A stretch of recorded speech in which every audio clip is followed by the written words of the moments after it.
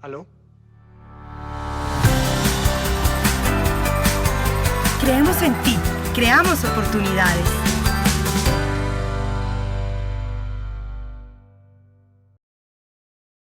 Saludamos a todos los invitados y asistentes al segundo capítulo de la segunda temporada de los conversatorios Caja de Resonancia, organizados por la Asociación Nacional de Cajas de Compensación Familiar, ASOCAJAS. ¿Cuáles son los principales retos que debemos enfrentar en materia de flexibilidad laboral para ajustarnos a las realidades actuales del mercado? ¿Cómo la inclusión laboral y los entornos diversos pueden contribuir a mejorar la productividad de las empresas?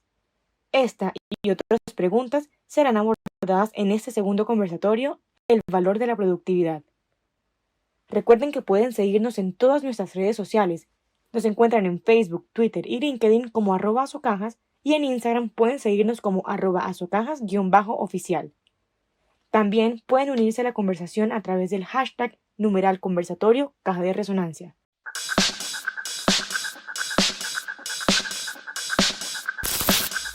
En Colombia existe un problema estructural de productividad en los sectores económicos, no solo por la absorción de recursos, que no necesariamente significa mayor productividad, sino también por la relación estrecha que guarda la productividad con la informalidad y la generación de bienestar. Precisamente en esta coyuntura que atravesamos, es fundamental recomponer el empleo y apostar por medidas que favorezcan el crecimiento y la productividad. ¿Cómo es la dinámica de la reactivación económica? ¿Cuáles son los retos que enfrentamos? ¿Qué oportunidades existen para el sector empresarial en medio de la crisis?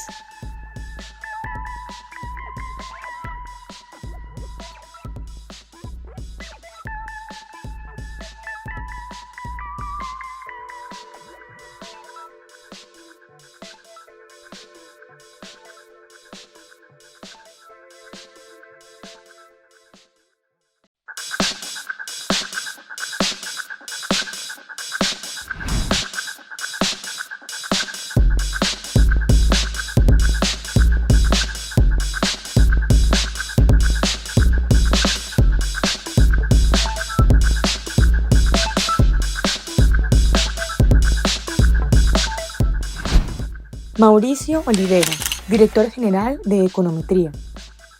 Es economista de la Universidad de los Andes, con maestría en Economía de Maryland University y candidato a PhD de George Washington University. Fue investigador del Departamento de Investigaciones del Banco Interamericano de Desarrollo en Washington e investigador asociado de FEDesarrollo. En el sector público fue director de Política Fiscal del Departamento Nacional de Planeación y viceministro de Empleo y Pensiones. Fue presidente de Colpensiones y Famisanar EPS y hoy está al frente de la firma consultora Econometría como su director general. Camilo Rivera, director de Innovación y Desarrollo Empresarial del Departamento Nacional de Planeación. Es economista de la Universidad Externado de Colombia y magíster en Economía y Negocios de Erasmus University Rotterdam, de los Países Bajos. Se desempeñó como subdirector de Productividad, Internacionalización y Competencia en el Departamento Nacional de Planeación, economista senior del área de investigaciones económicas del Grupo Bancolombia y como profesor e investigador en el área de Economía Internacional de la Universidad Externado de Colombia. Juan Eduardo Zuluaga, director administrativo de CONPA. Es economista de la Universidad de los Andes, cuenta con un MBA del INALDE y un diplomado en Ingeniería Financiera del Instituto Tecnológico de Monterrey. Zuluaga fue analista del crédito y director nacional de crédito del BBVA. Fue gestor de inversiones y director de banca de inversión del Banco de Occidente, coordinador y director financiero de Inter-American Investment Corporation y además cuenta con experiencia internacional en el diseño e implementación de planes y estrategias de negocio en situaciones de crisis. Y como conductor de este espacio, contamos con la participación de Juan Fernández, periodista de Noticias Caracol y Blue Radio.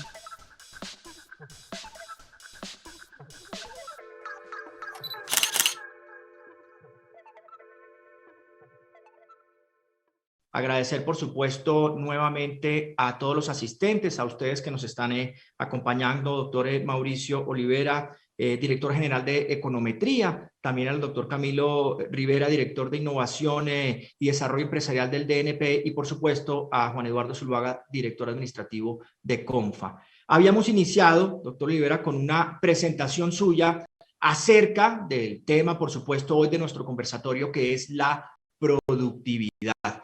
Entonces, ya que hemos solucionado esos inconvenientes técnicos, quisiera que empezara de nuevo con esa presentación en este momento. Claro que sí, muchas gracias, Juan. Bien, como dije al principio, quisiera dejar algunos mensajes. Es una mensaje uno, y no me va a tener mucho acá. Uno de los golpes más duros que dio la pandemia es el desempleo. Ahora bien, la pandemia muestra la tasa de desempleo trimestre a trimestre entre 1985 y 2020. Ahí llega hasta 2021, perdón. Fíjense que en el año 99, la crisis anterior más fuerte que ha vivido Colombia, después de esta pandemia, donde caímos 4,5%, la economía cayó 4,5% en el 99, el desempleo llegó a 20%, como llegó en la pandemia, 20%. Y si uno ve cuánto se demora en bajar el desempleo a un dígito, entonces el enfoque grande, obviamente podemos irnos por el lado de costos, que ayuda a la formalidad, pero supongan ustedes, imaginen ustedes que quitamos todos los sobrecostos. Nos queda el salario mínimo, que comparado con países de la OCDE también es alto, y ese costo es intocable. Entonces, si no podemos ir por los costos, la opción es ir por una productividad que compense esos costos, y es la formación para el trabajo. Entonces, esto se ata a la productividad, obviamente una formación para el trabajo pertinente y con calidad, que permita que las personas que se forman para el trabajo puedan contribuir al aparato productivo, puedan contribuir a las empresas, ¿no? Puedan contribuir al crecimiento de las empresas, al crecimiento de la economía, y además, si son productivos, su salario también puede crecer. Entonces, el tema, la gran reforma laboral que proponemos acá, sin ver el tema de costos para la formalización, sin aceptar que hay trabajadores en otros países los llaman autónomos para la formalización, pero el gran tema que considera Econometría debe tenerse en cuenta la formación para el trabajo, pertinente y con calidad, ¿no? Si vemos el gráfico de arriba a la derecha, está la oferta y la demanda laboral. La oferta son las personas que están buscando trabajo, la demanda son los empleados. Porcentaje del Producto Interno Bruto y cuál es la productividad. Y en realidad Colombia tiene mucha plata. Recuerden ustedes, el 2% de la nómina iba al SENA. Ahora está en el CREE, pero pues ahora crece con el PIB, es más o menos lo mismo. Comparado con México, Ecuador, Uruguay, Chile y Colombia, el problema no es de plata.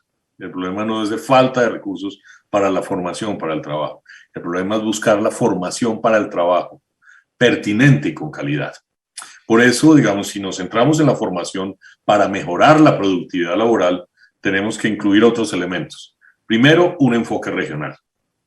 ¿A qué me refiero con un enfoque regional? Es que lo que se produce, ahorita lo hablábamos antes de empezar con Juan Eduardo, lo que se produce en Manizales y en Caldas es diferente a lo que se produce en Valledupar y diferente a lo que se produce en Bogotá y diferente a lo que se produce en Neiva. Cada región y cada ciudad tiene un aparato productivo diferente. Y esto implica que la formación para el trabajo del capital humano que se necesita es diferente. Por eso el enfoque tiene que ser regional. El SENA, que es la joya de la corona, le responde al Ministerio del Trabajo, le responde al gobierno central, pero no le responde a un alcalde, a un gobernador o a un aparato productivo regional en general. Ahí se necesita ver cómo damos el enfoque regional. Y desde mi punto de vista, acá viene la otra propuesta en este conversatorio, y gracias por la invitación. Las cajas de compensación pueden jugar un papel fundamental ahí. Muy esquemáticamente hablando, digamos, cuando empezó la compensación y el subsidio familiar, era compensar el trabajo. Luego, muchas cajas entendieron que uno de los grandes retos era la salud, entraron en salud. Yo creo que ahora el gran reto, y ya hay algunos recursos y ya están las agencias de empleo, el gran reto es el empleo, conectado con el aparato productivo, y ahí las cajas, en ese enfoque regional, porque las cajas son regionales, pueden jugar un papel fundamental, enfocando más recursos y más de sus políticas hacia el empleo.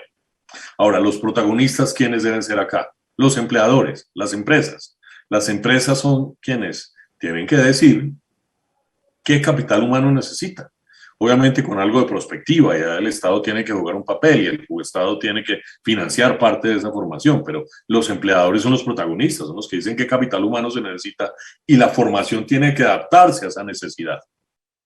Por eso digo, ahí debería haber un enfoque regional local, las alcaldías pueden jugar un papel fundamental coordinando la comunicación entre empresarios y formación, o las cajas de compensación pueden jugar ese papel también. E insisto, no es falta de recursos, es falta de un buen diseño e implementación de la política en Colombia. Hay COMPES de formación para los jóvenes, se han hecho muchos esfuerzos, pero queda en el papel, queda en la ley, queda en el COMPES. Falta la voluntad política que es necesario y la implementación de estas políticas. Espero no haberme demorado mucho, esto era lo que quería compartir con ustedes y insisto, Juan, esto se ha centrado en la productividad, en cómo romper una de las trampas que plantea la OCDE, una de las trampas más importantes de América Latina para su desarrollo, que es la baja productividad laboral. Muchas gracias. Gracias, señor Olivera, por esos minutos, por esa explicación. Por supuesto, usted ha hecho ahí un resumen de esos temas que son fundamentales y que seguramente volveremos a tocar en un momento. Al final está resumido buena parte de ese conversatorio ahí, pero quería darle ahora el paso al doctor Rivera para que también tiene su exposición al respecto con su significado de productividad, con sus conclusiones, con todo este tema de la productividad. Así que, doctor Rivera, adelante. Bueno, muchísimas gracias, Juan, nuevamente por la invitación, también a Socajas y a todos los que nos acompañan. Creo que Mauricio ya básicamente nos puso agenda. Yo creo que voy a hacer algo muy corto relacionado con esto.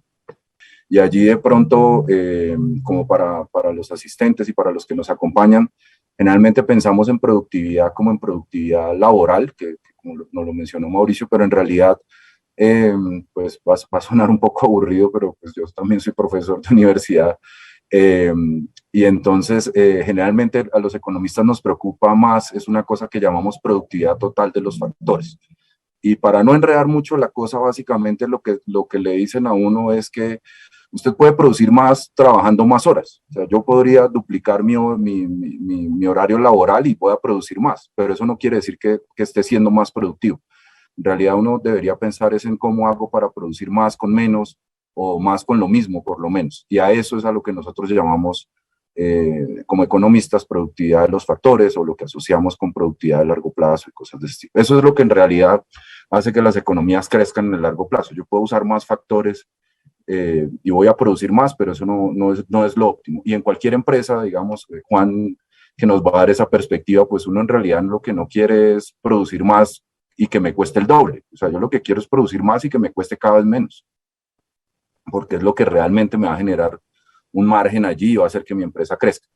El equivalente de eso en economía es básicamente la productividad total de los factores. Y en la gráfica lo que les estoy mostrando es que eso, básicamente es un programa, podríamos ir con series mucho más largas, pero básicamente en los últimos 20 años, Colombia, el crecimiento que ha tenido, que es un crecimiento importante, ha sido básicamente porque hemos usado más factores. Digamos, estamos invirtiendo más, estamos incorporando más gente al mercado de trabajo, pero a diferencia de lo que ocurre en otros lados como en Asia, nuestro crecimiento en los promedio de los últimos 20 años no ha sido explicado por una mayor productividad total de los factores. Y esa explicación tiene, digamos, ese problema tiene una explicación multicausal.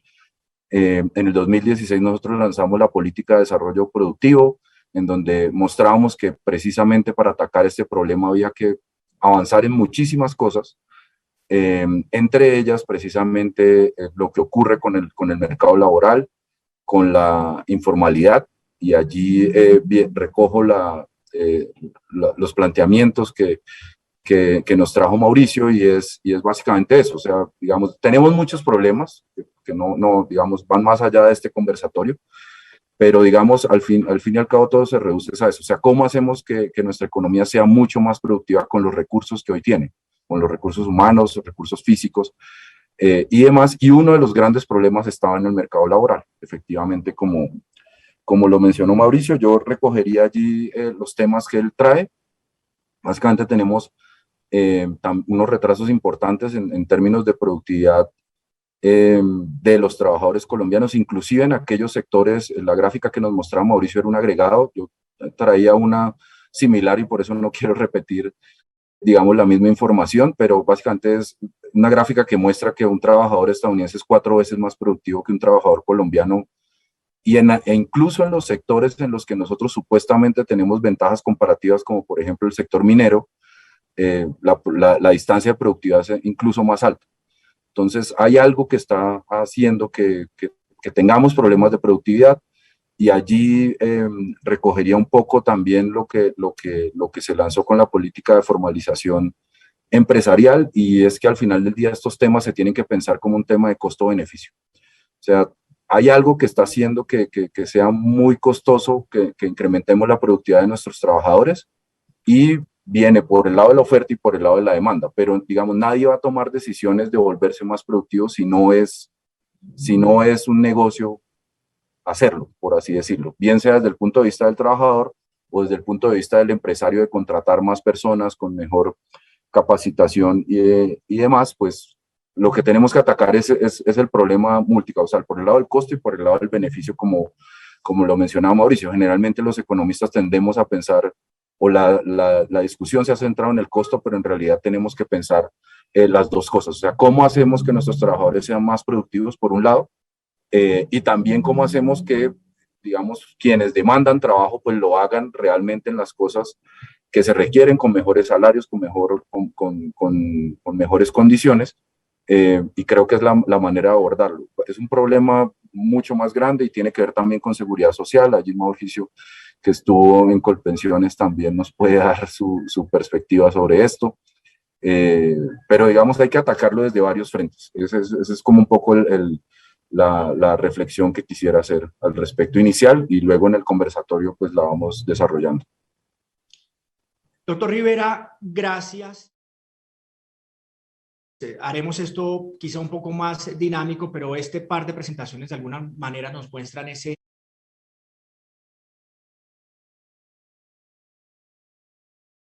determinantes en cuanto a esa formación para el trabajo.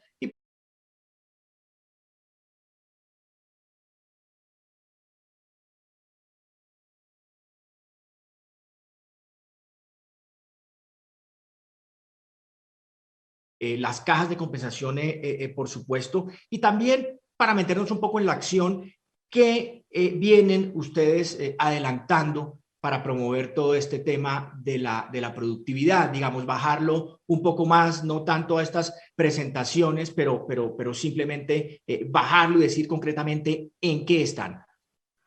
Bueno, Juan, muchas gracias, y antes de contestarte la pregunta, pues yo pensé que esta gráfica de pronto la traían mis colegas, entonces no la puse en presentación, pero les voy a compartir la pantalla para mostrarles algo. No sé si están viendo en este momento,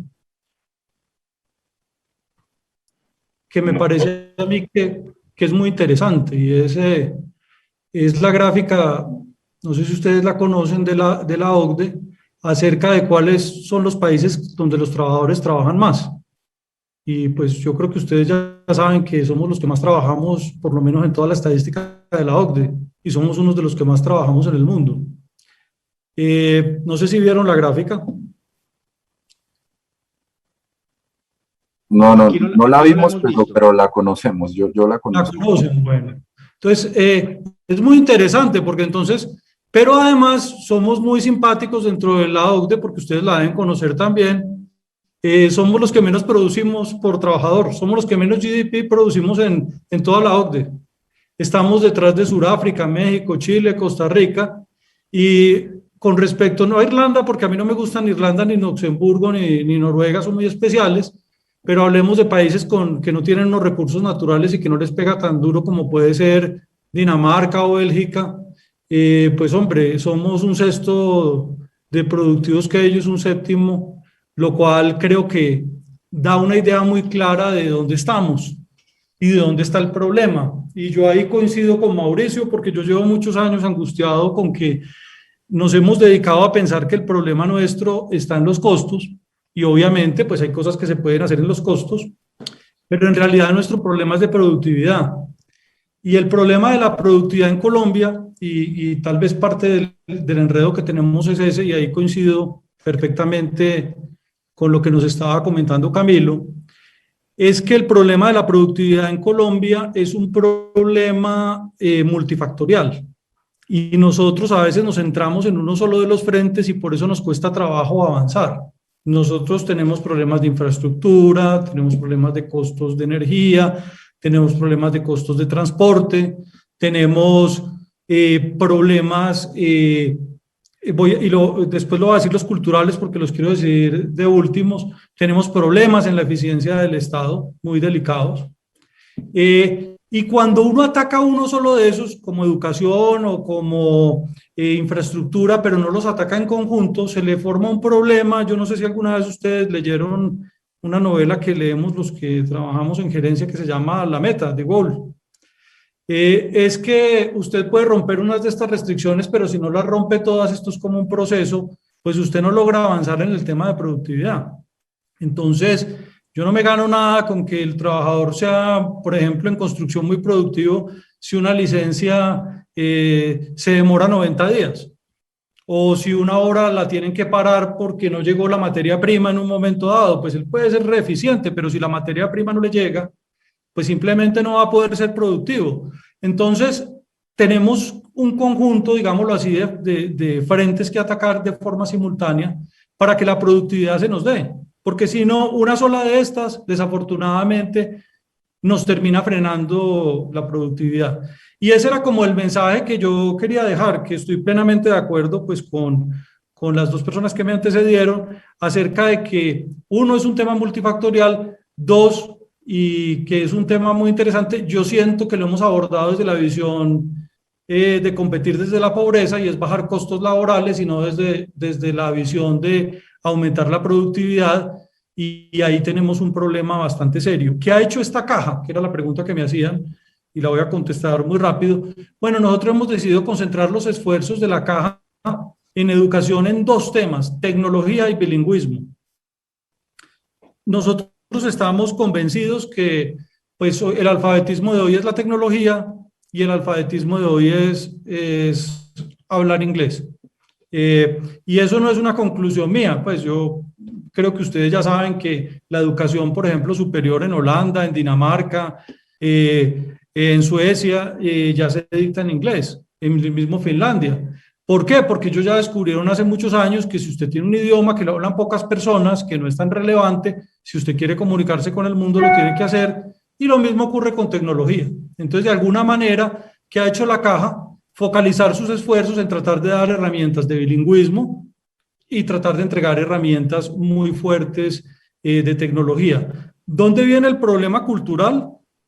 El problema cultural es que somos alérgicos al bilingüismo, somos alérgicos a la tecnología y somos alérgicos a los procesos, y eso lo voy a comentar después ya con anécdotas de cosas que yo veo que funcionan en el día a día y que siento que también tenemos que entrar a atacar para poder llegar a esos niveles de productividad, porque si no, yo de verdad siento que estamos perdiendo el tiempo si solamente nos concentramos en el tema de costos. Coincido plenamente con Mauricio, eso formaliza, lo cual es bueno, yo no voy a decir que no.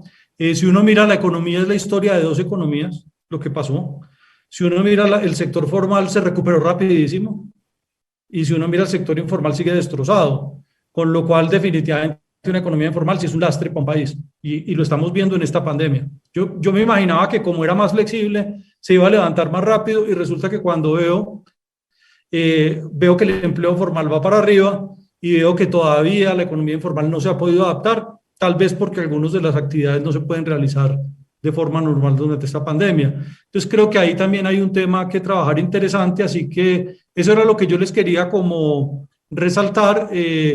y creo que estamos pues como muy en línea, así que pues dejo al moderador para que nos guíe en esta conversación tan interesante. Muchas gracias.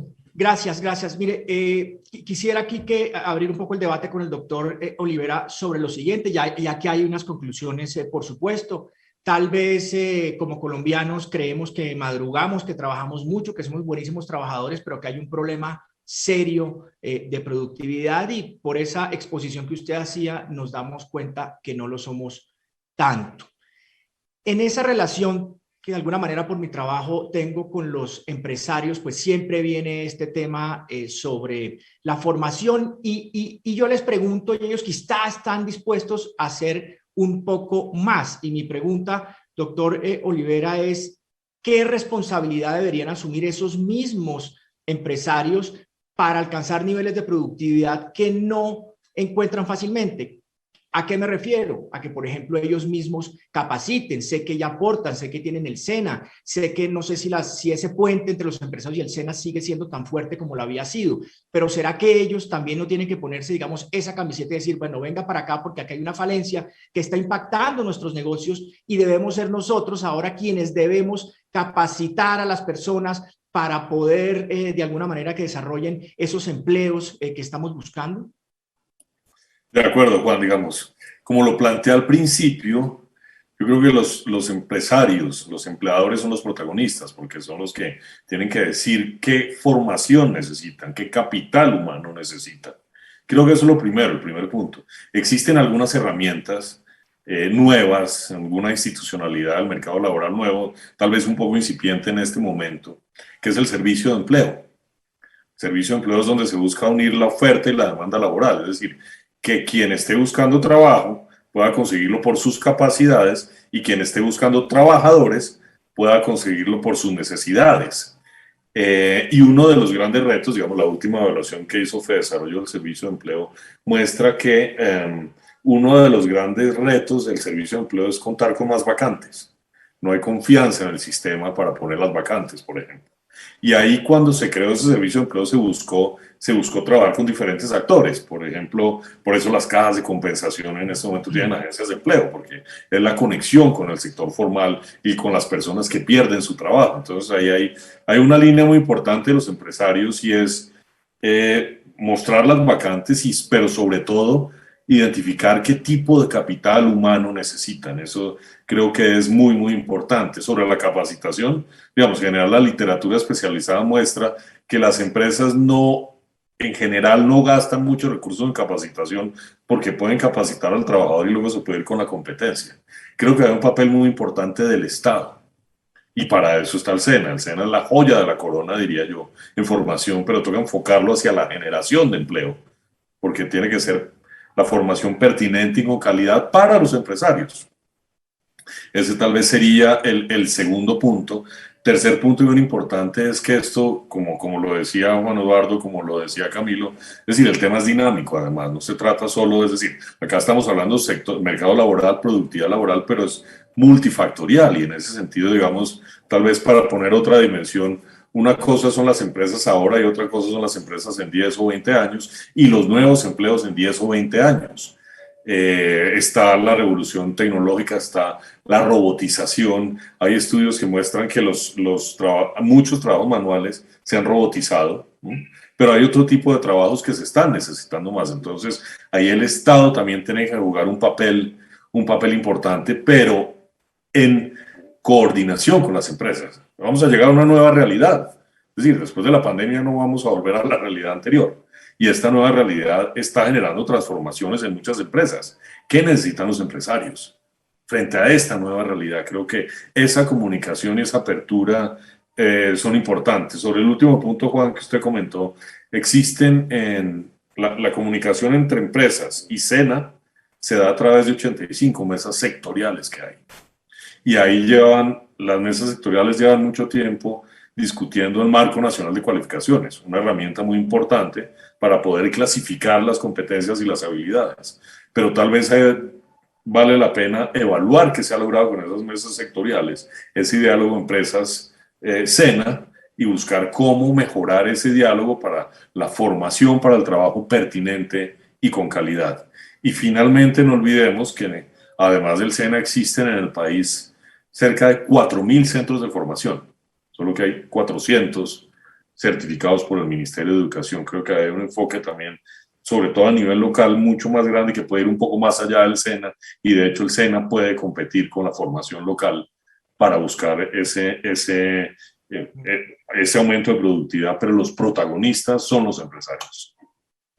Bueno, doctor Rivera, a ustedes les encanta la academia, han sido profesores, en fin, pero quizás las universidades, inclusive los centros de formación de otro tipo también tienen acá un papel determinante y quizá a veces no se les nombra mucho. Yo le voy a poner un ejemplo. Hace un par de semanas yo estaba en Medellín con la rectora de AFIT hablando sobre esos temas. Entonces ella me decía, para poner un ejemplo de la vida real, que por supuesto los empresarios tienen razón en decir que no se están preparando, digamos, los jóvenes para los trabajos que ellos necesitan, pero entonces me dice también que este es un sistema lento, aprobar un programa tarda años, las carreras por supuesto son larguísimas. Entonces, quizá, no me gusta usar esa palabra que ustedes los economistas les encanta usar, que son los problemas estructurales, pero seguramente el sistema educativo también tiene un problema aquí estructural. Entonces, quería ver cuál era su visión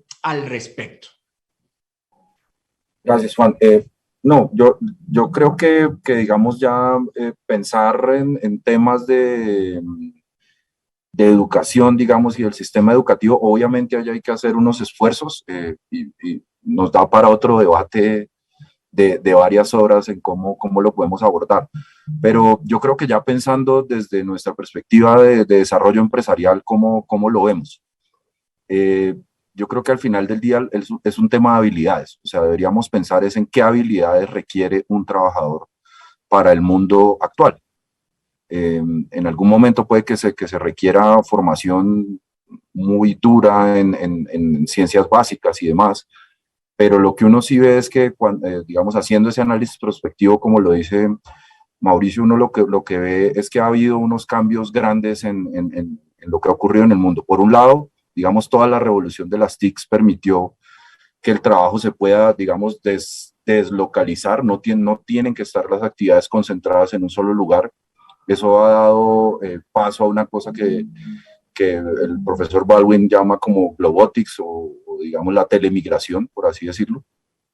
Y eso requiere habilidades distintas.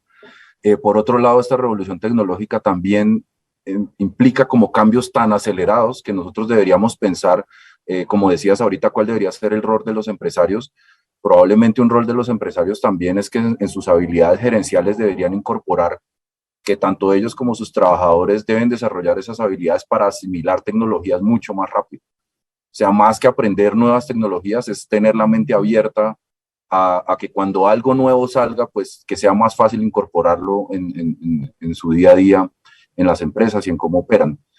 Como lo vemos un poco es así, como que lo que estamos viendo en este momento de disrupción es que los empleadores, por un lado, sienten que no consiguen el capital humano que requieren en el mercado, y por el otro lado, los trabajadores como que pensamos siempre como que el problema es de formación y que yo me tengo que formar en algo, y eso efectivamente toma tiempo, y allí nuevamente rescatar el rol de las cajas que digamos que vienen, que de pronto tienen una agilidad, o el SENA, digamos, este tipo de entidades que pueden hacer cursos de formación mucho más cortos y demás, que podemos desarrollar esas habilidades más blandas, por así decirlo, rápidamente.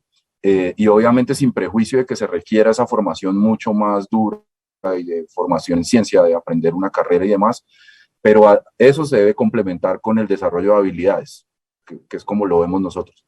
Y un poco lo que se requiere es eso, como complementar esa formación más formal, por así decirlo, con el desarrollo de estas habilidades de cómo asimilar nuevas tecnologías, cómo estar dispuestos a los cambios, e inclusive en la forma de hacer política, como lo decía Mauricio, va también en quienes estamos pensando en hacer política, pues que también abramos un poco la mente a que hay unas nuevas formas de trabajar, de que se está abriendo este tema de telemigración.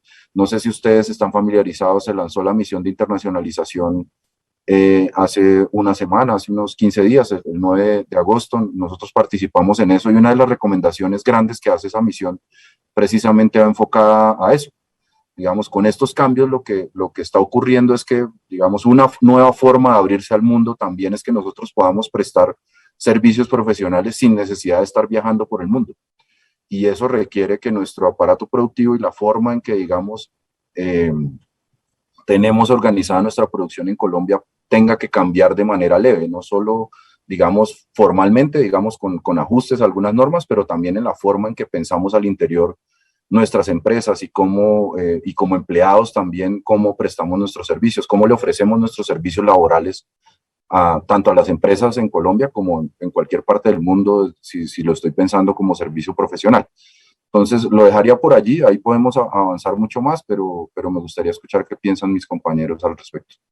Sí, doctor Zuluaga, quería preguntarle porque en el par de intervenciones suyas ha hablado de unas anécdotas, ¿verdad? Sobre todos estos temas de productividad y pues nada, quisiera que las compartiera. Bueno, Juan, muchas gracias. Entonces voy a arrancar un poco con anécdotas de lo que comentaban Camilo y Mauricio y luego ya de implementación de productividad. Y la primera que les quiero pues contar es que nosotros en la Caja nos centramos en formar muchos ingenieros de sistemas y programadores que necesitamos para las necesidades nuestras. Lo que nos encontramos, y yo lo puedo decir porque aquí lo hacemos, es que cuando hacemos los exámenes de conocimiento de los ingenieros recién graduados, nos encontramos que la mayoría no tienen las habilidades. Tienen conocimiento, pero no tienen habilidades. Y nos encontramos con que es una formación demasiado teórica, a veces un poco obsoleta, y se lo hemos dicho a las universidades, y es muy triste que si evaluamos 20 ingenieros, con suerte uno nos sirva para las necesidades que tiene la Caja. Y básicamente porque cuando hacen ejercicios prácticos, ellos no son capaces de sentarse y resolver el problema que nosotros le colocamos para que podamos ver si son capaces o no de trabajar con nosotros. Y yo le puedo decir, eso es una realidad y con eso quiero complementar lo de Mauricio. Hay un problema ahí. También le quiero contar, y como lo decía Camilo, que es anecdótico, nosotros los ingenieros que hemos formado, a uno lo formamos, le dimos inglés, le fue muy bien, empezó a recibir ofertas laborales y terminó trabajando en Estados Unidos ganándose 5 veces lo que se ganaba aquí. Pero hay hoy personas en Manizales que están ganando mucho dinero trabajando para el exterior. ¿Y por qué tomo lo de Camilo? Porque aquí hay una valla en la avenida Santander que dice hay trabajo y hay una empresa de software que está contratando gente. Pero esa empresa no consigue los programadores y los ingenieros que necesita. ¿Qué me gusta a mí de la nueva economía? Y en eso quiero complementar, es que la formación para la manufactura tradicional tiene la amenaza de la robotización. Pero además, nosotros podríamos, si le damos una formación lo suficientemente fuerte en bilingüismo y en tecnología a las personas, que no trabajen para acá, sino que trabajen para el resto del mundo. Y ya tenemos casos de personas que están trabajando en esos temas. Yo tengo un vecino de mi casa que trabaja para una multinacional y él vive aquí en Manizales, pero él está trabajando temas de tecnología desde aquí, porque en la tecnología no hay fronteras, lo que se necesita es tener la mano de obra capacitada. ¿Cómo rompemos eso? Y por eso yo hablaba de ese analfabetismo. Eso es lo que la Caja ha venido haciendo. Y eso te lo cuento como anécdotas relacionadas con lo que estaban conversando ellos. ¿Dónde veo yo los problemas? A mí que me toca implementar tecnología. Tenemos un problema cultural y ese no sé yo cómo resolverlo. No nos gusta la tecnología. Yo trato de meter tecnología en la Caja y normalmente me encuentro con que es un esfuerzo gigantesco. La gente es resistente, es normal a nivel mundial, pero nosotros manejamos unos niveles de resistencia más altos de los normales. Y yo le puedo contar cosas como que yo traje un robot para lavar platos, pregunté qué tal estaba funcionando, me dijeron que muy bien. Llegué a mirarlo funcionar y resulta que el robot es un tanque de agua caliente que se cierra y lava los platos en 1,5 minutos y resulta que estaban utilizando el tanque únicamente para calentar el agua y seguían lavando los platos a mano. Cuando les pregunté me dijeron que es que así era mejor. Entonces les dije, no, ¿por qué? No, porque no lava. ¿Y por qué no lava? Y resulta que el problema que no lavaba era porque no había una conexión de agua caliente. Entonces, de alguna manera, usted ve la resistencia en todos esos temas. Y se lo encuentra también en la manera como nosotros miramos los procesos. Yo ahora que estuve y cuando voy a Europa, pues trato de mirar mucho la productividad en servicios, porque esta es una empresa de servicios. Y a mí me aterra ver cómo operamos un restaurante en Colombia. Mire que no estoy hablando de nada sofisticado, estoy hablando de un restaurante y cómo se opera un restaurante en Europa. Y resulta que un restaurante aquí es un gentío en la cocina, muchos. A mí inclusive una vez en una apertura de una comida rápida me tocó ver a varios de los cocineros sentados porque no tenían un proceso ordenado de producción. Más meseros de los necesarios, un esquema de pagos que es muy lento, de pedidos que es muy lento, y usted va allá y se encuentra con que un cocinero o dos son capaces de atender 20, 30 mesas. Entonces, es algo que lo llevamos muy también en la manera como conceptualizamos los temas. Y ahí, ¿cómo hacemos para que tengamos personas que sean abiertas al tema tecnológico? Yo creo que eso hay que trabajarlo desde muy pequeños. Desafortunadamente, tengo que decirlo, tenemos una educación muy ludista, y es una educación donde siempre tenemos la visión de que la tecnología acaba con mi trabajo y por lo tanto yo voy a hacer lo máximo posible por resistirlo. Me podría ir con 50 anécdotas de máquinas de distribución de café, de procesos de automatización de entrada y salida de activos fijos aquí en la caja, que terminaron funcionando, pero que cuando arrancaban, la parte cultural hacía que el proceso no funcionara. Y cuando lo lográbamos funcionar, se inventaban un proceso después para atascar. Y eso es una de las cosas con las que tenemos que trabajar muy fuerte en Colombia. ¿Cómo hacemos para que la gente entienda que sin productividad no van a haber mejores salarios y que sin productividad no nos vamos a enriquecer y que lo único que vamos a lograr es una pelea por una torta cada vez más pequeña? Y eso ha pasado en algunas sociedades de Latinoamérica. Esa es la historia de Argentina en los últimos 70 años. Todos peleando por la torta, nadie preocupado por la productividad, y tenemos un país que ya lo vamos a alcanzar inclusive. Ya estamos a punto de alcanzarlo en Colombia, cuando era un país desarrollado y cuando era uno de los países más ricos del mundo. Hey, doctor Zuluaga, bueno, estas apreciaciones nos llevan también a otro tipo de conclusiones que de alguna manera creo que nos sorprenden a todos, sobre todo, o por ejemplo, esos temas que usted comenta sobre la adopción de tecnología. ¿Ok? Creo que estamos mirando hacia otro lado y quizás esas conclusiones y este conversatorio pues sirven para abrirnos los ojos. Quería preguntarles también, para ver si lo hacemos rápidamente también con los tres, empezando quizá por el doctor Rivera y continuamos doctor Olivera y después doctor Zuluaga de nuevo, con este tema, por supuesto, la productividad, pero enfocado en las empresas. ¿Qué dicen los empresarios en general? Colombia parecería un país en el cual no se crean muchas empresas. Y si no hay muchas empresas o hay procesos supremamente tediosos para poderlas crear, pues no hay oportunidades y no hay una generación de empleo que es la que necesitamos para llegar a esos niveles de productividad que ha sido parte de esas exposiciones que ustedes han hecho. Me dicen a mí, por ejemplo, es que jóvenes llegan todos los días y nacen, entre comillas, jóvenes todos los días, pero no nacen empresas. Ese puede ser un factor, doctor Rivera, también la falta, la creación de nuevas empresas que pudiese ayudar en todo este tema. A ver, bueno, eso de que no se crean empresas, no, en realidad no es tan cierto. O sea, los números lo que muestran es que nosotros tenemos es una creación de empresas mucho más alta incluso de lo que deberíamos.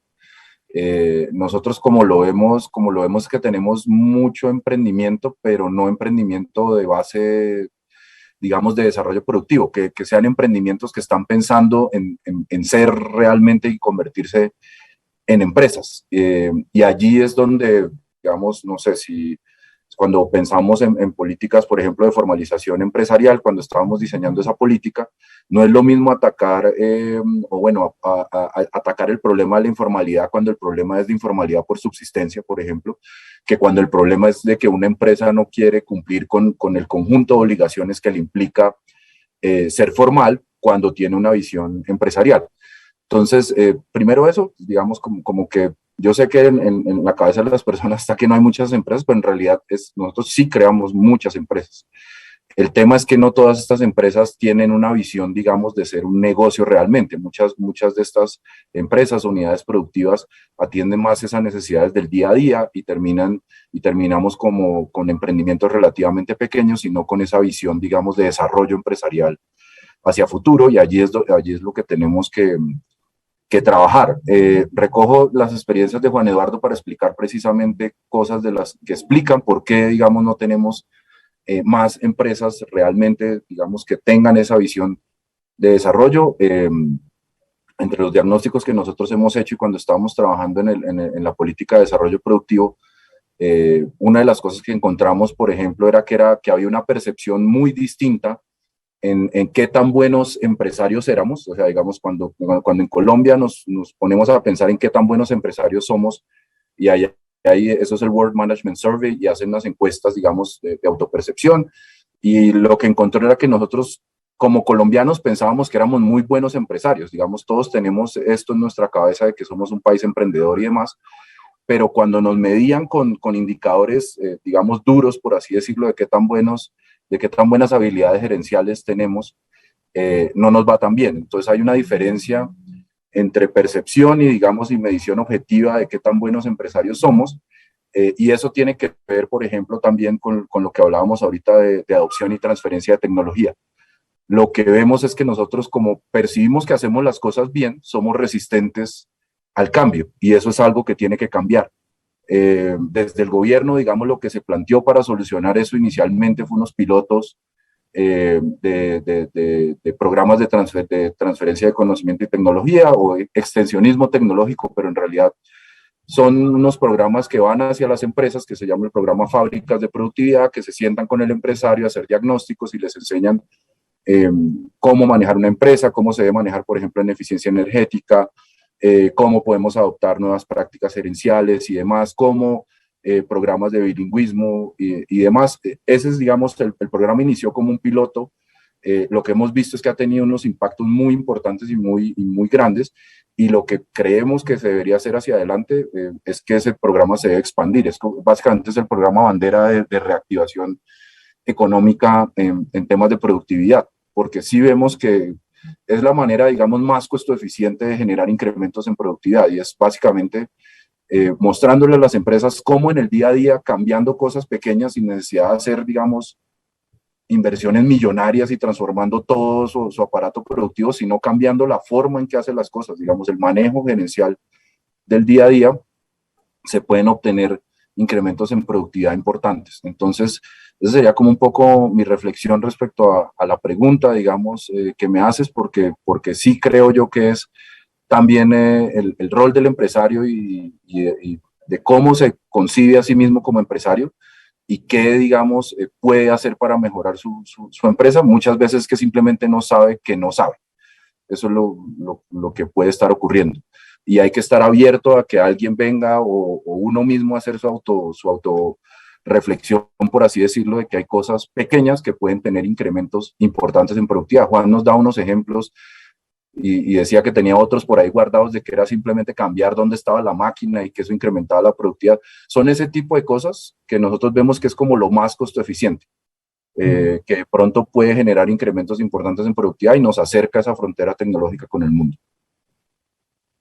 Doctor Olivera, para continuar y quizá agregarle otro tema, digamos, a esa pregunta, preguntarle también qué tan cerca deben estar los empresarios de lo público para empujar precisamente esa productividad. Y se lo digo porque hay ejemplos de zonas del país, donde le pongo el caso de Antioquia y Medellín, que hay un triángulo perfectamente claro entre el sector privado, entre el sector público y la academia, por ejemplo, que impulsa al final esa productividad. Por supuesto, está pasando por unas coyunturas, lo que usted quiera, pero quizá entre más cerca estén los empresarios de lo público, sería una buena posibilidad para empujar todo ese tema. Sí, totalmente. O sea, yo creo que no hay que satanizar temas. Ahí simplemente, antes de darle la palabra a mis compañeros, digamos, para quienes no lo conocen, tenemos el Sistema Nacional de Competitividad e Innovación, y ahí hay unas comisiones regionales de competitividad.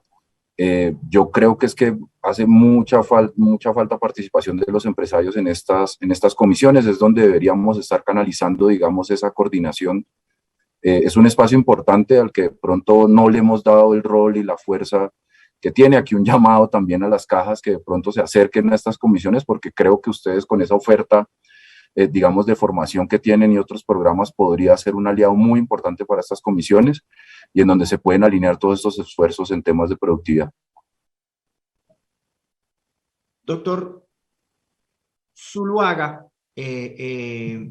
quisiera, porque ya vamos a terminar, y quisiera pedirles, bueno, al doctor Zuluaga, por supuesto, y también doctor Olivera, un par de conclusiones antes de terminar. Nos quedan muy pocos minutos sobre este tema, sobre acciones, sobre soluciones, y sobre si ustedes ven un panorama sobre todo claro en cuál podría ser ese futuro de la productividad en el país, o simplemente pues vamos a seguir nosotros en el barro patinando. ¿Cómo lo ven hacia un mediano plazo?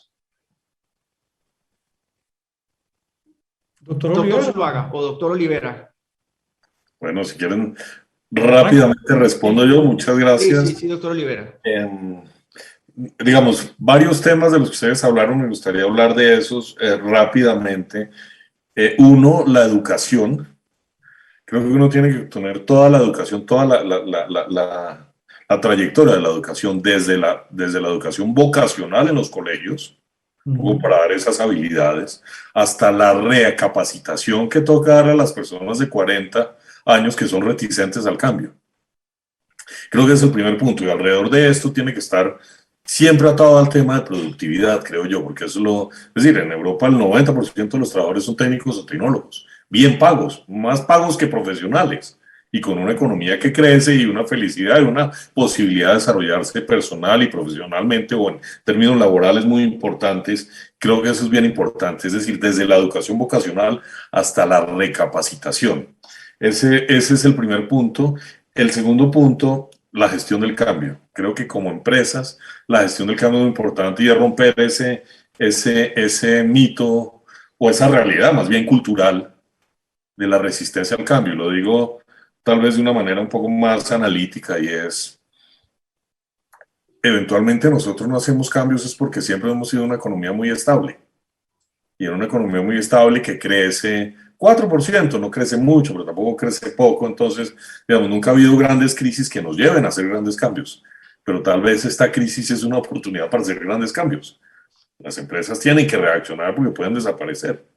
Y en ese mismo sentido, digamos, cuando hablamos de formación y de empleo, yo diría que vale la pena pensar la formación en una visión más amplia, y de la formación para contribuir al aparato productivo, pero es que también se puede contribuir creando una empresa dentro de la cadena de producción que hay en la región. Es decir, ahí está el emprendimiento también. Pero un emprendimiento es diseñado para el crecimiento, es parte de la formación, y creo que esa línea no la podemos olvidar, y no solo el programa Emprende del SENA, es una visión mucho más amplia que debemos tener sobre ese punto, porque también está el emprendimiento, eso por un lado, en términos de la formación, y el empleo, pues es el empleo con un empleador, pero también es el empleo de su propio trabajo. Entonces, digamos, también veámoslo en un sentido más amplio. Creo que es muy importante. Insisto, el enfoque es local, porque es que si yo quiero hacer en Manizales una fábrica de camisas, pues tengo que saber que ahí está la tela, y están las cosedoras preparadas, y están las máquinas de coser. Es decir, hace parte de la cadena de producción, que puede que estén en Manizales, pero no están en Neiva. Entonces en Neiva tengo que hacer otro negocio. El enfoque es completamente local, creo yo. Creo que las iniciativas como las fábricas de productividad, pues Camilo lo sabe, Econometría en este momento está evaluando las fábricas de productividad. No voy a adelantar pues resultados, pero creo que son enfoques muy interesantes que tienen. El tema que a mí me preocupa es cómo escalar. Vamos a lo local, y me cierro con la pregunta que hizo Juan muy rápidamente. En algún momento, cuando era investigador en otra entidad, yo evalué un programa que se hizo en Medellín, y este programa se llama Jóvenes con Futuro. Lo hizo la alcaldía de Medellín. Y básicamente el programa funcionaba de la siguiente manera. La alcaldía hablaba con los empresarios, les preguntaba qué tipo de capital humano necesitan, uno. iba a las comunas más vulnerables, Comuna 13, invitaba a los jóvenes y hablaba con los centros de formación. Le decía a los centros de formación, necesito que usted forme a estos jóvenes de esta manera en la parte teórica, e introdujo la formación dual. La parte práctica la hacen en las empresas. Y los mejores, los más productivos jóvenes que estén ahí se quedan en las empresas. Esa es la conexión entre empresas, autoridades, digamos, del Estado, la alcaldía y los centros de formación. Y creo que eso es clave, esa coordinación, y por eso si el enfoque es local, las autoridades locales, insisto, autoridades en un sentido también amplio, puede ser alcaldía, pero también pueden ser las cajas de compensación. Y esa es una invitación importante, moverse hacia allá, porque insisto, como empezó mi presentación, uno de los golpes más duros fue el empleo. Una de las crisis más fuertes sociales vienen de la falta de empleo. Los jóvenes en los paros lo dijeron. Primer problema, falta de empleo. Y finalmente, obviamente se necesitan un pocotón de recursos para atacar la pobreza, pero la única forma de salir de manera sostenida de la pobreza es el empleo, es generar sus propios ingresos. Empleo en el sentido amplio. Por eso es tan importante tener un nuevo enfoque para atacar ese problema y salir fortalecidos de esta crisis. Doctor Zuluaga, nos quedan un par de minutos. Quisiera aprovecharlos con usted. Ya nos vamos a despedir, pero en este par de minutos quisiera oír esas conclusiones suyas y volver a la pregunta de cómo ve usted este tema de la productividad de aquí a un mediano plazo, a ver si podemos aumentarla de alguna manera. Hombre, Juan, yo pues por naturaleza soy optimista y tengo la obligación de serlo, entonces creo que todos estos trabajos que estamos haciendo para, digamos, que empujar la productividad en el país, pues van a ir dando resultados. Yo creo que lo que pasa es que sí tenemos unos retos muy grandes. Yo voy a centrarme en unos distintos porque pues el de educación yo creo que es muy obvio, lo hemos desarrollado mucho y Mauricio fue muy claro en él.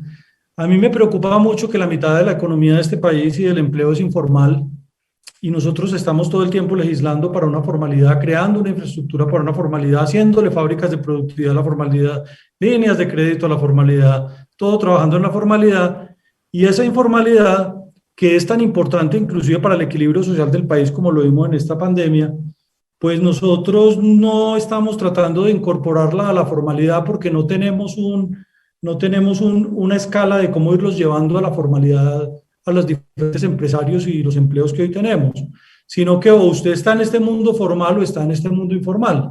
La barrera es tan grande porque no es una barrera única, no es una barrera de prestaciones sociales sola, es una barrera múltiple, es una barrera que pasa por la DIAN, por reportes, por costos de montar una sociedad, por la parte legal, permisos, licencias, que hace que tengamos un país dual. Y yo pienso que uno de los retos que tenemos es, bueno, ¿cómo hacemos para que esta informalidad empiece a migrar a la formalidad? ¿Y cómo hacemos también para que la formalidad no sea tan pesada? A mí una de las cosas que me gusta de la OCDE, honestamente, es que nos permite compararnos con los mejores, y como estamos de últimos, pues ahí tenemos cosas para hacer las que queramos. Me preocupa que muchas veces queremos imponer patrones de regulación de economías más sofisticadas, y eso solo lo aguantan las empresas más sofisticadas. Entonces, terminamos que en vez de resolver el problema, muchas veces con la regulación adicional que estamos creando, estamos ahondando el problema. Ese es uno. El otro, y ahí sí pues el doctor Olivera nos puede dar cátedra a todos, porque yo lo admiro mucho por una cosa muy importante, y es que para mí Colpensiones era misión imposible, y a veces las reformas del Estado las considero misión imposible, y él hizo posible una misión imposible. Pues ¿cómo hacemos para que el Estado funcione? Yo noto con mucha preocupación, se los digo, que yo siento que el Estado se ha ido volviendo más lento, y lo veo en todo, desde mis autorizaciones para operar hasta los de los constructores con los cuales estoy sentado en la Junta Directiva de Camacol, hasta los industriales. Y yo siento que ahí hay un esfuerzo muy grande que hacer. Y como me gustan las anécdotas, les quiero decir que los únicos clientes míos con los cuales no he podido implementar contratos electrónicos y documentación electrónica es las empresas del Estado, que me exigen todavía que lo firme todo en papel, en 4 copias, y que me exigen que firme actas todos los meses de adelanto de cualquier contrato, y que pues lo comento anecdóticamente porque eso hace claramente que mi productividad con el Estado, como proveedor del Estado, sea mucho más baja que cuando yo soy proveedor del sector privado. Entonces yo siento que ahí tenemos un tema muy importante por avanzar. Pero también hay otros muy optimistas. La infraestructura de este país no va a ser la misma dentro de 2 años. Estamos entregando una cantidad de vías de nueva generación que van a romper el problema que tenemos en este momento, por ejemplo, de los costos de transporte. Y ahí creo que eso se va a notar, y se va a notar fuertemente en la productividad de las compañías. Yo espero que Ituango salga, que los costos de energía bajen y que eso nos dé una competitividad adicional, digamos, que requerimos en el país. Y también soy optimista, pues, que busquemos esquemas educativos flexibles. Yo veía que veníamos por ese camino. Últimamente he notado que el tema se está como enredando un poco, quieren volver a formalizar mucho el tema de habilidades. Yo creo que hay que tener un poquito de cuidado, pero siento que esos son los temas que nosotros, pues, de alguna manera tenemos que ir trabajando. ¿Y qué hacemos las cajas? Pues, hombre, los mejores trabajadores son los trabajadores felices, los trabajadores que ven el mundo distinto, y nosotros tratamos de que eso sea así. Pero vuelve y juega. Yo trabajo con la mitad de la población como cajas. Como caja en Manizales, que somos la ciudad más formal, el 60% de la gente, bueno, la trabajamos ahí. Pero tenemos otro 40% que nosotros no tenemos cómo trabajarlo, y ahí la historia de esos 2 países que tenemos que sentarnos a repensar, dejar de lado solamente pensar en ese país formal, sino crear una ruta lógica y razonable para que se dé la flexibilidad. Y ahí, por ejemplo, lo que decía Mauricio, flexibilidad en formas de contratación, por ejemplo. Es increíble. En un mundo como el actual, nosotros pretendemos que todo el mundo se meta en esa rigidez contractual, cuando los modelos de contratación hoy son completamente diferentes. Lo normal es que una persona hoy en servicios pudiera tener 3 o 4 trabajos en diferentes horas, cubriendo horas picos en sitios distintos, de pronto ganando más, se le podía pagar mucho más de lo que se le paga hoy, pero regulatoriamente imposible. Como ejemplos de cosas, pues, que yo le puedo dar. Así que yo soy optimista, pero creo que hay unos temas de fondo que hay que ir trabajando. Unos hemos avanzado más, en otros menos, pero pues esa es la tarea del desarrollo, ¿no?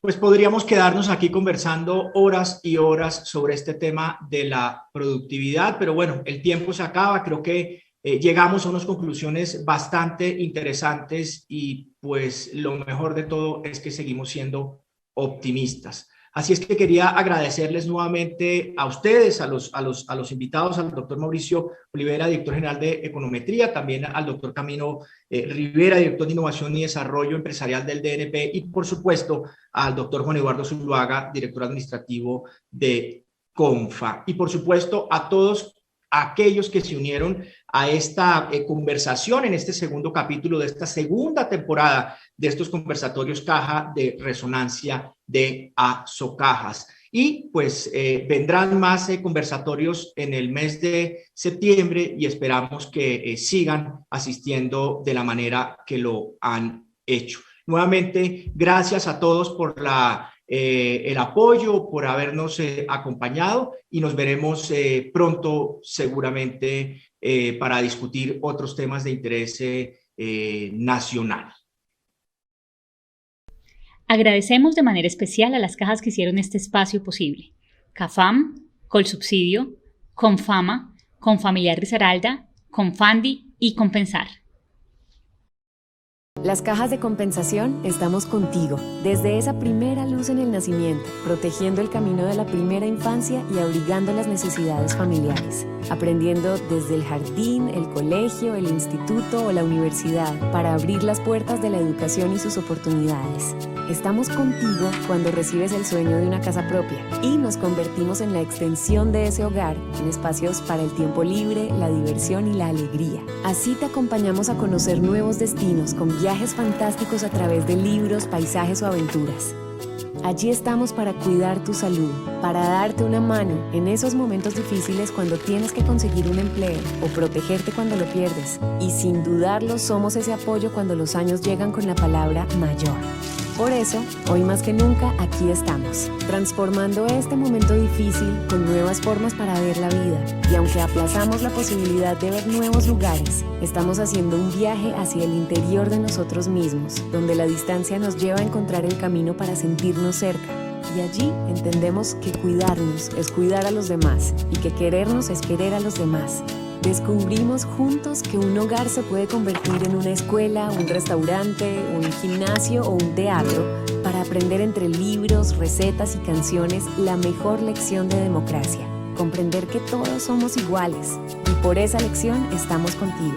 Imaginando ese nuevo mundo en el que todos estaremos contagiados, pero de solidaridad. Un mundo que no será igual. Imagina cómo, con una sonrisa, pintas de color y de alegría un corazón. Imagina, las cajas de compensación. Creemos en los sueños, creamos realidades.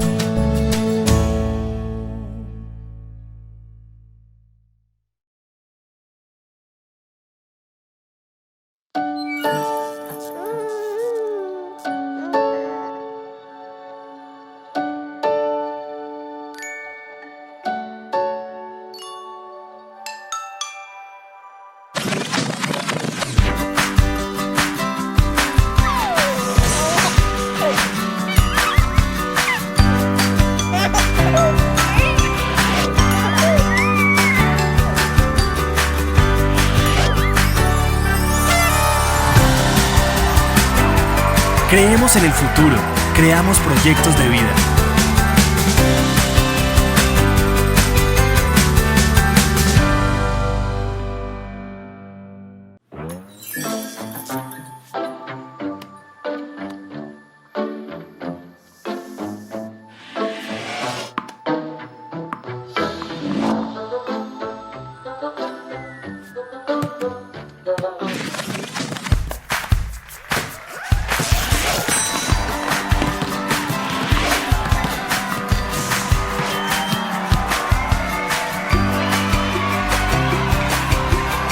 Creemos en la felicidad, creamos experiencias.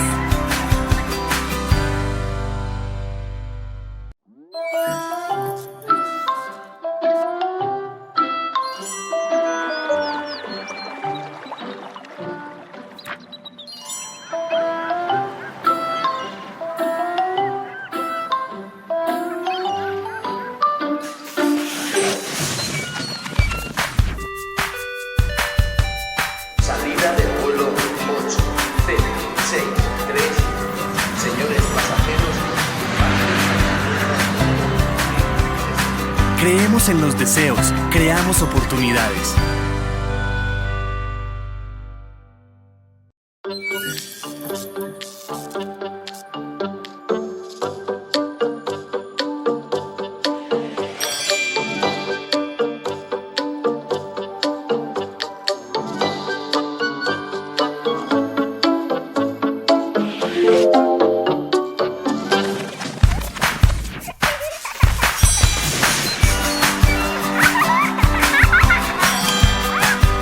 Creemos en las familias, creamos hogares.